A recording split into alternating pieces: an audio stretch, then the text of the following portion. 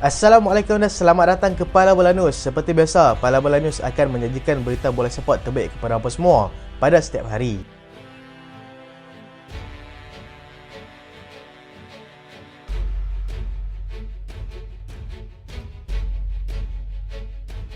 Kita mulakan dengan keputusan perlawanan Liga Juara-Juara Eropah. Atalanta seri tanpa jaringan dengan pasukan Celtic. Bruges berjaya ikat pasukan Leverkusen 1-1. Atletico Madrid dimalukan di tempat sendiri oleh pasukan Lille dengan jaringan 3-1. Barcelona belasah Bayern Munich 4-1. Benfica tewas 3-1 kepada pasukan Feyenoord.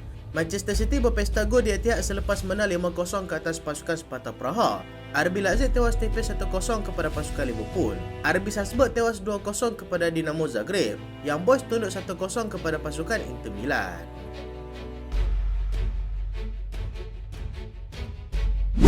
Barcelona belasah Bayern Munich tanpa rasa belas kasihan. Barcelona berjaya mendudukkan pasukan Bayern Munich dengan jaringan 4-1 di laman mereka sendiri pada awal pagi tadi. Rafinha muncul wira dalam perlawanan ini selepas dia berjaya mencetak hat-trick untuk menafikan penguasaan gegasi Bundesliga itu. Rafinha berjaya meletakkan pasukan Barca di depan seawal minit yang pertama, hasil bantuan daripada Fermin Lopez.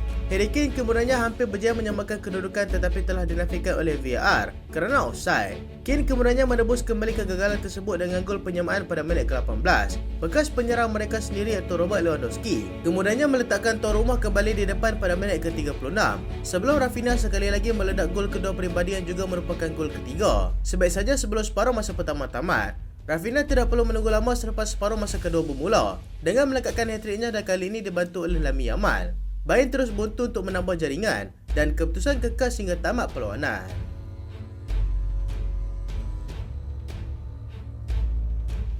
Darwin Núñez bantu Liverpool kutip 3 mata. Penyerang pasukan Liverpool, Darwin Núñez, berjaya membantu pasukannya untuk mengutip 3 mata penuh dengan menjadikan satu-satunya gol dalam perlawanan menentang pasukan Leipzig pada awal pagi tadi. Núñez yang kembali berada dalam kesebelasan utama Liverpool selepas seringkali bermain selaku pemain simpanan, berjaya meletakkan pasukan pelawat pada minit ke-27 hasil bantuan daripada Mohamed Salah.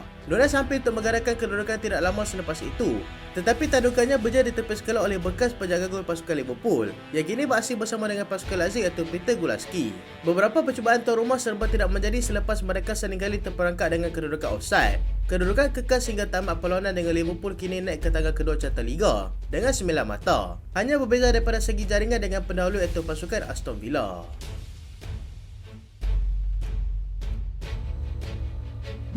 Atletico Madrid dimalukan di gelanggang sendiri. Wakil daripada Ligue 1, Lille, sekali lagi mencetak kejutan apabila mereka berjaya membenam cabaran Atletico Madrid di gelanggang mereka sendiri dengan jaringan 3-1 pada awal pagi tadi.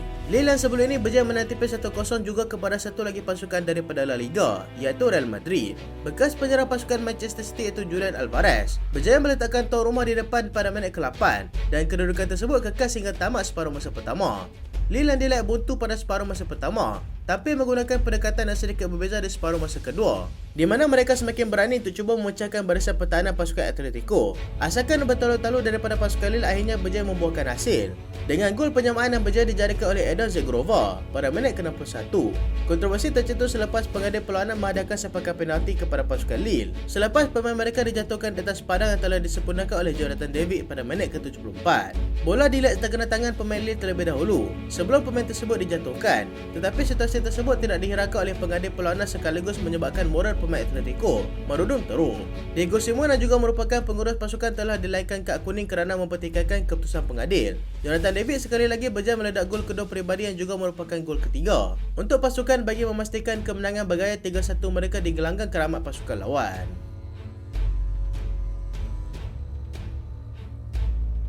Manchester City pecah rekod Manchester United lagi. Manchester City sekali lagi berjaya memecahkan rekod Manchester United selepas mencatatkan kemenangan ke atas pasukan Sparta Praha dengan jaringan 5-0 pada awal pagi tadi. Manchester City kini berjaya mengekalkan rekod tanpa kalah mereka kepada 26 perlawanan di pentas Eropah, memadamkan rekod yang dipegang sebelum ini oleh pasukan Manchester United iaitu sebanyak 25 perlawanan yang telah dilakukan mereka di antara tahun 2007 sehingga 2009.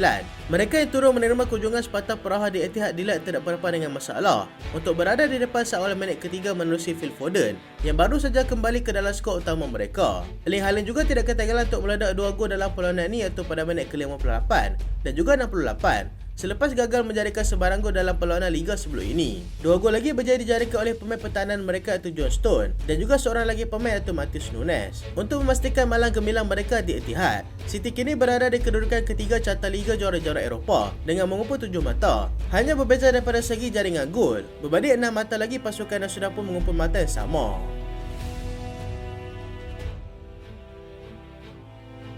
Mikel Arteta laung amaran kepada pasukan Liverpool menjelang pertemuan epik di antara dua gegasi Liga Perdana Inggeris iaitu Arsenal dan juga Liverpool. Pengurus pasukan Arsenal iaitu Mikel Arteta telah melaungkan amaran keras kepada pasukan Liverpool di mana mereka akan berada pada tahap yang terbaik ketika menerima kunjungan anak buah Ancelotti itu nanti. Arsenal yang tewas buat kali pertama untuk musim ini kepada pasukan Bournemouth pada hujung minggu lalu akan cuba bangkit semula daripada kekalahan yang amat memalukan itu. Walaupun mereka berjaya mencatatkan kemenangan ketika aksi Liga Juara-Juara Eropah pada awal pagi semalam, ia dilihat bukan persembahan terbaik yang sepatutnya mereka lakukan dalam perlawanan tersebut. Faktor kecederaan beberapa tonggak utama seperti Martin Odegaard, Bukayo Saka dan juga William Saliba yang telah pun digantung perlawanan akibat kad merah. Arteta yakin dengan skuad sedia ada dia mampu mengejutkan pendahulu Liga pada ketika ini yang juga merupakan lawan mereka itu nanti.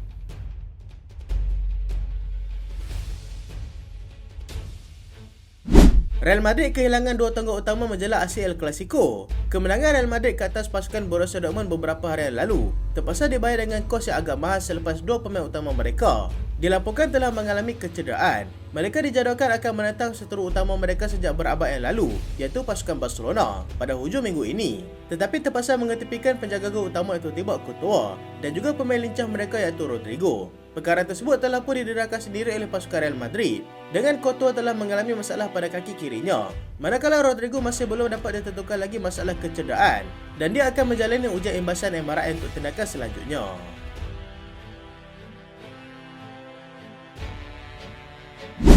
Ayo kita lihat pula jadual peranan Europa League akan bermula pada jam 12.45 malam nanti.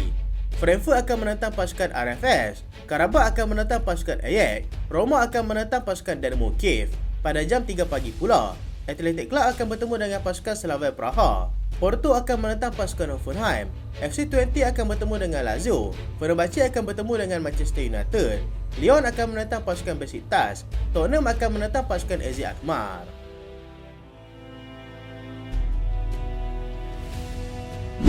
Simone Inzaghi setuju untuk gantikan Ten Hag. Pengurus Inter Milan, Simone Inzaghi, dikatakan telah bersetuju untuk menggantikan Erik ten Hag di Manchester United pada musim akan datang. Sementara itu, Joshua Zirkzee dilaporkan akan menyertai Juventus menjelang jendela perpindahan pada bulan Januari nanti. Manchester City mahukan Rafinha. Manchester City dilaporkan akan menghantar wakil bagi mengadakan rundingan dengan pihak pemain pasukan Barcelona, iaitu Rafinha. Pemain itu dikatakan bernilai 100 juta euro. Jika ada mana-mana pasukan yang berminat untuk mendapatkannya, mereka bagaimanapun akan berdepan saingan daripada pasukan Newcastle United. Ada laporan juga mengatakan Rafinha berkemungkinan akan ke Manchester United. Sekiranya Xavi bersetuju untuk menjadi pengurus yang seterusnya di Old Trafford.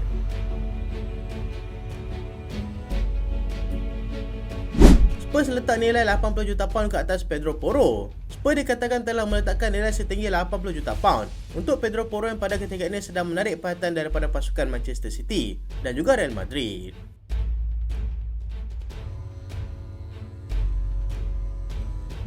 Borussia Dortmund yang tak peluang dapatkan Chilwell. Borussia Dortmund yang pada ketika ini sedang mencari pemain baru untuk posisi left back melihat pemain buangan pasukan Chelsea atau Ben Chilwell sebagai satu opsi yang agak menarik. Mereka juga sedang memantau pemain daripada pasukan Bournemouth iaitu Milos Kerkez.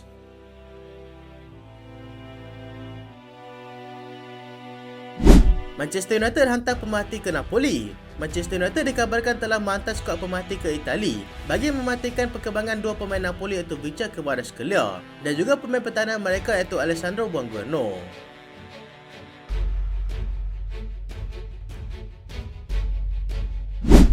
Arsenal akan hantar pulang semula Sterling. Arsenal dilaporkan tidak berminat untuk mengekalkan Raheem Sterling yang pada ketika ini sedang dipinjamkan daripada pasukan Chelsea. Mereka akan menghantar semula pemain tersebut dan akan melihat sasaran yang lebih baik lagi.